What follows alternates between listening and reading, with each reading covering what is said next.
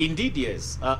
Remember, we have seen so far an average of about 300 spoiled votes per constituency. And if you're talking about the Kenyan constituencies, which are 290, then multiplying that takes us close to 90,000. That's what you're talking about. And remember, to take it home, you only need a single vote difference. So 90,000 by itself is huge.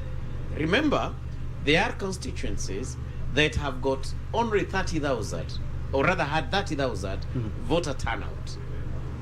Just imagine what you're talking about when you talk of 90,000. It can translate to something close to an entire county's voter turnout.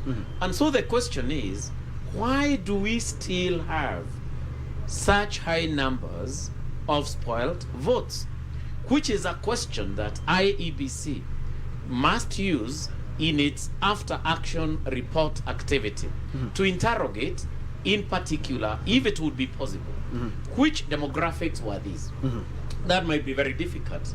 What is the best practice in reducing the number of these? For example, there could be persons who are colorblind.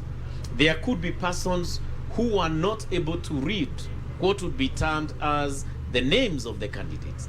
There are those persons who could be alcoholic, and therefore their hands are not stable.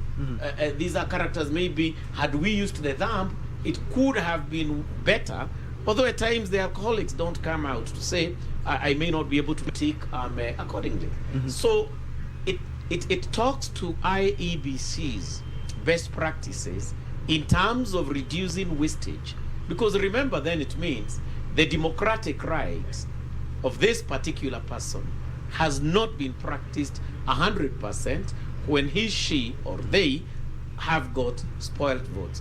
And also the investments of IEBC, not to mention the investments of the government of Kenya and the investments of the characters whom we call politicians, because they have also invested a lot. And forget about even the presidential tally. It could make the difference, which is always smaller, between an MCA and another member of a county assembly. And the same could apply. So this is something that applies therefore across.